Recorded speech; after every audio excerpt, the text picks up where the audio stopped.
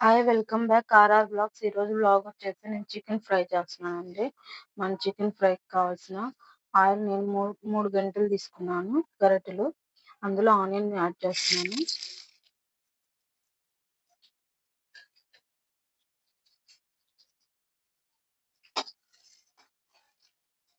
నేను ఆనియన్స్ కొంచెం ఫ్రై అయ్యాక అందులో పచ్చిమిర్చి కూడా యాడ్ చేస్తున్నానండి. అందులో కరివేపాకు యాడ్ చేయాలండి. ఇందులో ఒక స్పూన్ అల్లం వెల్లుల్లి పేస్ట్ యాడ్ చేయాలి. అల్లం వెల్లుల్లి పేస్ట్ పచ్చివాసన పోయేంత వరకు వేయించుకోవాలండి. ఇందులో ఇప్పుడు నేను చికెన్ యాడ్ చేస్తున్నాను.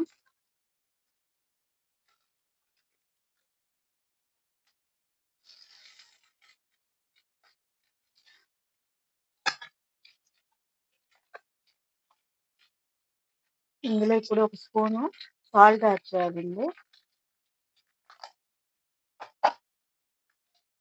ఇది కలుపుకుంటూ మనం ఒక 5 నిమిషాలు మగ్గించుకోవాలి చికెన్ని.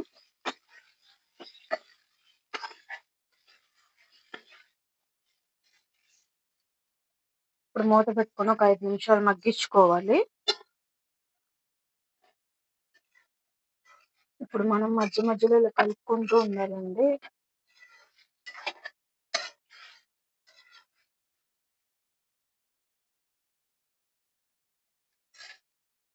ఇందులో ఇప్పుడు పసుపు యాడ్ చేసుకోవాలి, ఒక పావు స్పూను.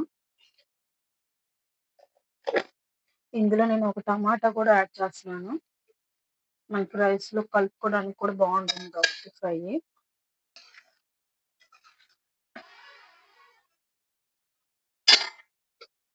ఇందులో ఇప్పుడు మనం ఒక స్పూన్ కారాన్ని యాడ్ చేస్తున్నాను. 1½ స్పూన్ యాడ్ చేస్తున్నాను.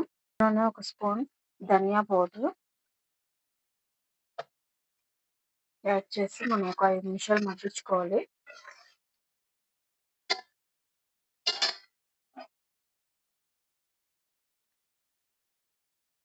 ఇందులో కొంచెం కొబ్బరి పేస్టును, జీడిపప్పు 2 కలిపి మిక్స్ చేసుకున్న కొబ్బరి పేస్ట్‌ని కూడా యాడ్ చేసుకోవాలి, ఒక స్పూను.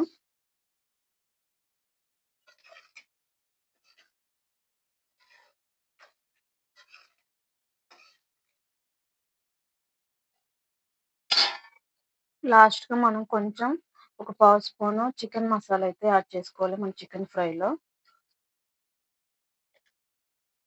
ఇందులో ఇంక లాస్ట్‌గా మనం కొత్తిమీర కూడా యాడ్ చేసుకోవాలండి. కొంచెం పుదీనా, కొంచెం కొత్తిమీర యాడ్ చేసుకొని మన కర్రీ అయితే అయిపోయింది. మీకు రైస్‌లోకి కానీ, చపాతీలోకి కానీ చికెన్ ఫ్రై బాగుంటుందండి. కొంచెం గ్రేవీగా ఉంటది కాబట్టి చికెన్ ఫ్రై. ఇది డ్రై రోస్ట్ కాదండి. మనకి అన్నంలోకైనా, చపాతీలోకైనా బాగుంటుంది చికెన్ ఫ్రై. ఒకసారి ట్రై చేయండి. మీకు ఈ వ్లాగ్ నచ్చినట్టయితే ఆర్ఆర్ బ్లాగ్స్ 28ని సబ్స్క్రైబ్ చేసుకొని, షేర్ చేసి, లైక్ చేసి సపోర్ట్ చేయండి friends. Thank you for watching. చూడండి మన చికెన్ ఫ్రై అయితే రెడీ అయిపోయింది. చూడండి మీకు ముక్క అలా